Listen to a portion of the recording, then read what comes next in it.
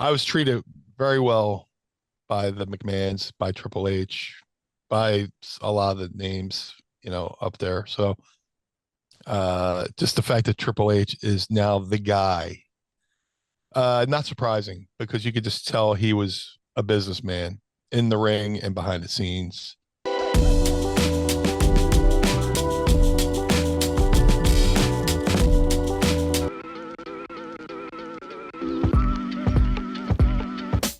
From what I understood, like he wasn't, I know he's back now, but before all this happened, I always thought if you're under investigation, you weren't allowed to be in contact with anybody or do anything. So the fact that he's back and people who are way smarter than me know all this legality and stuff, it'll be an interesting time. They say I did read that like he's looking to maybe get back in and sell the company. Who knows? I've always been, there was, maybe a year ago, year and a half ago, people were speculating, with all the firings and dumping of salaries. Everybody's like, oh, he's going to sell the business. This is what you do. You make the overhead low and the profit margin high. So when you sell it, you go, oh, look at all this money we made with a little bit of spending we're doing. So I know that much. I was like, oh, and my brain, I'm thinking they would sell to some. If I owned a WWE, I would sell to somebody like Amazon, because you figure Amazon already has their streaming. They sell everything. So imagine being Amazon buying WWE, and you're buying a product that you can sell and keep 100% of the sales for. To me, that would be a no-brainer. Whereas if they sold to another television company, a television company has to set up all that infrastructure to sell like a new WWE zone or stuff like that. Amazon, they have everything already there, so they just send the WWE stuff to the Amazon warehouses. But if he sells, it'll be interesting. The thing I thought never would happen happened. The lure was that Vince will never leave WWE. He will die in the gorilla position. That was, they'll go to the gorilla position one day, and Vince, will have died, because he's obsessed with WWE. He's given his life to WWE. But when he was like, all of a sudden, oh well, I think I'll retire now. It felt so weird. but now he's back. I really don't know what to say, because I don't understand that world of, owning, being public. I mean, publicly traded, and everything that goes into that.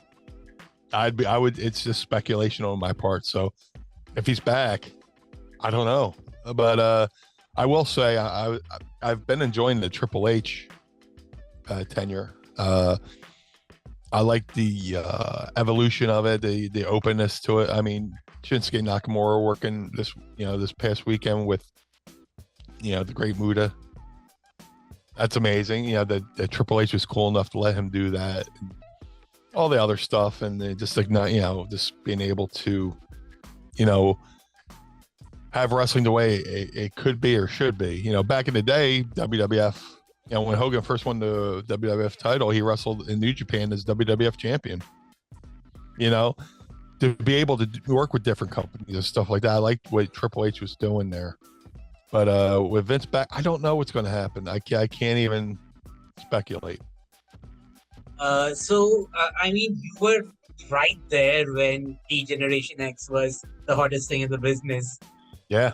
Did you imagine that he would become like, the custodian of WWE after Vince McMahon steps down? Did you see that promise in Paul Levesque at that time? Triple H,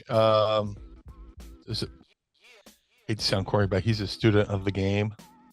Yeah, he's the game, student of the game. But I got to share a locker room with him, and he was always, you could tell he's a businessman. He was about the business, the wrestling business. He's about the business of Triple H and the business of WWE. And he's a lifer there. He's one of the few that will be there from debut to end and have never left. How many times have guys jumped back and forth from different companies, but he's always been there. So the fact that he, went up the corporate ladder, so to speak, got a office job and cut his hair, and has an office with a desk in it, doesn't surprise me, because he always seemed level-headed, always seemed mindful. He was very kind to me, even though he was one of the guys up the ladder. He always was very kind to me, and Stephanie as well.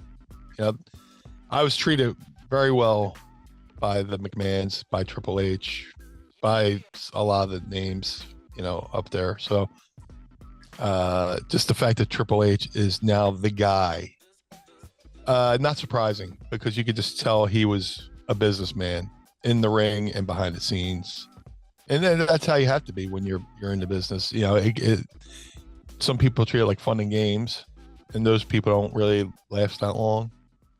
Then there's people who take it serious. They have fun. You can have fun doing this, but you can still treat it like a business and treat it with respect. And Triple H has had the most respect for the wrestling business. Or he has been one of the people who have. He has people are like, oh, I have respect to. No, he's had. There's people who have respect for the business, but he's had a lot of respect for the business as well.